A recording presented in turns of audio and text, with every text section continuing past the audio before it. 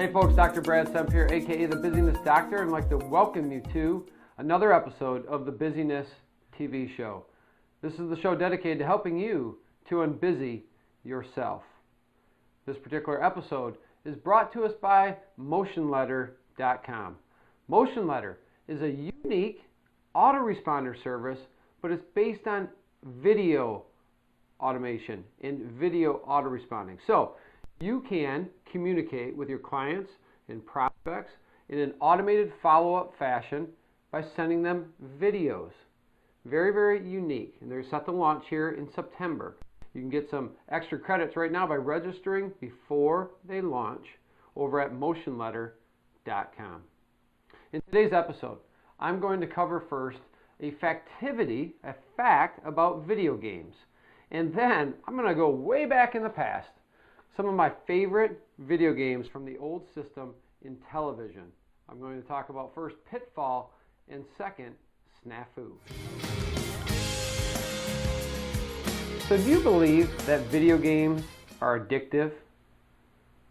That's an interesting question, isn't it? Especially if you have kids. If you have young children, I've personally seen evidence of addiction in one of our children. 2 of the 5 could care less. 1 is too young. But our third child, little Nathan, he demonstrates some symptoms of video game addictions. And so we monitor very closely the video games that are played. I personally believe that there are benefits to video games. I know one of my very close friends back up in Michigan completely disagrees with that. We've had some hearty discussions about that, right, Mark? But that's a topic for another segment, another day. What I want to point out today was just the fact of video game addiction and really point to some statistics about who's actually playing video games, because many people believe it's a young children issue, right? But listen to some of these facts. 18% of gamers are under the age of 18. Only 18%. The average video game junkie or gamer is 37 years old. Yes, 37 years old. In fact, about 50% of the gamers are in that 29 to 47 range. 91% of kids surveyed report that parents were present at the game rental or purchase location. 91%. That's great. 80% of parents report that they place limits on video game playing. As I just mentioned, that's what my wife and I do as well. Now these are just a handful of statistics that came from the Entertainment and Software Association. Lots of statistics out there. But the point is that technology, right, is the #1 cause of busyness. Video games is not the #1 technology that drives busyness, but it's up there. And so it's something that we must discuss, we must take into account. And like anything else, busyness is engaging in meaningless action. Are video games meaningless? Many people would argue yes. Other people would argue no. The answer really is it depends upon your intent. If you are proactively designing your day in a way that you're getting everything else done underneath your intentions, you're knocking out everything that you need to, and the video game is purposefully designed, is intended for you to relax and get away and recharge and refuel, then that's great.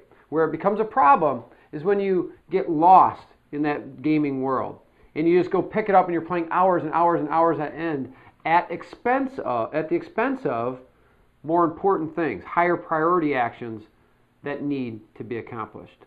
That's always what we need to look at when determining is something meaningless or meaningful. Video games can be both. Your challenge is to only engage in them in a meaningful way. So what's your take on video games and in the gaming industry? Did you know it's a $25 billion industry? Just a little side note there. But scroll down below. Leave me a comment. I'd love to hear your take on what I just covered or on the video gaming industry in general. Have you ever heard of the game console in television? Television was something that was out when I was a young boy. It's something that I grew up playing at times, loved it. It had a little keypad.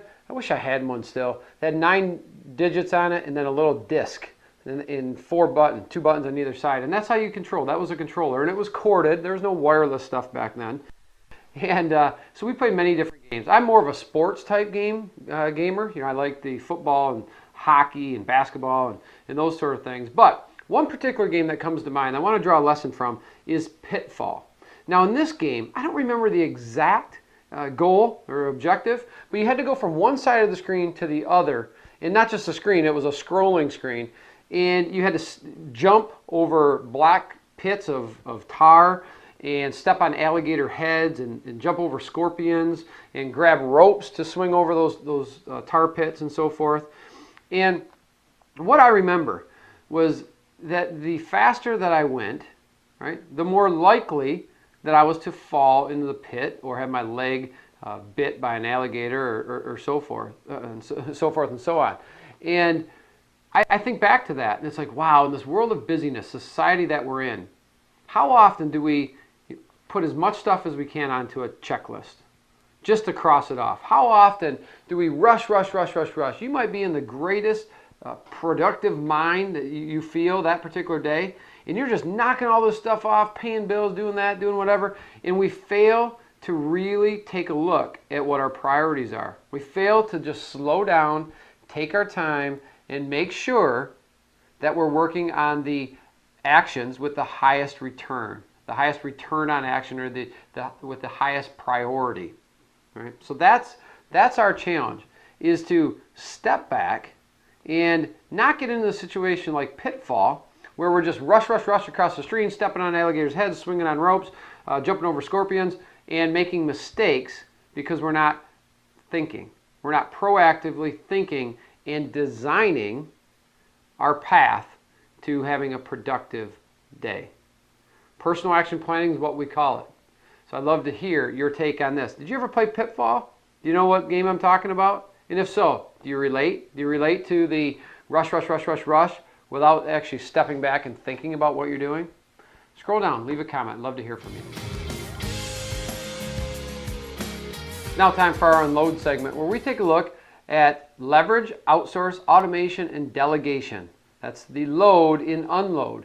And I like to say, unload your plate. Now, I want to draw from another Intellivision game that I used to play growing up. It was called Snafu, similar to maybe like a Tron in today's society, but it was basically two little square heads that would move around a screen and leave a trail. And in that trail, the objective was to box the other participants off so that they had nowhere to go, and they would run in to either their own tail or somebody else's tail and die. And that was the goal.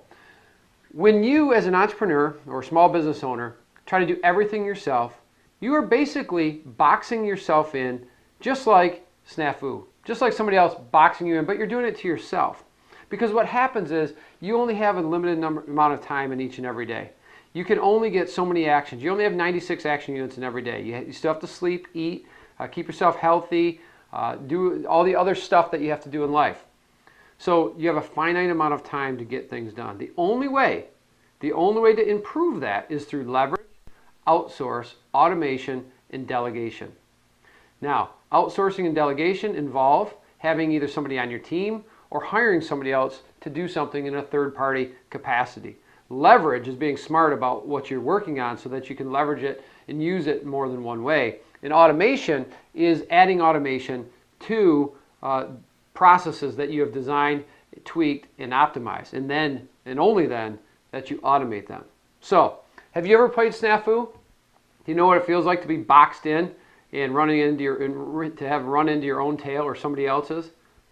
I'm sure you might be feeling this or experiencing this firsthand in your business. So, let's really focus on figuring out ways to unload your plate through leverage, outsource, automation, and delegation, and to avoid dying like you would do in Snafu. So that wraps up this episode of the Busyness TV show. I'd like to thank you for watching and invite you back each and every Thursday as we release new episodes just like this one. Also like to remind you to visit us at busyness.com, where you can create your free Busyness member account. You'll receive access to our Busyness Survival Kit, as well as notifications when each new episode is released. You can also follow us on iTunes or at Facebook, also on Twitter. And lastly, not least, follow me personally on Google+.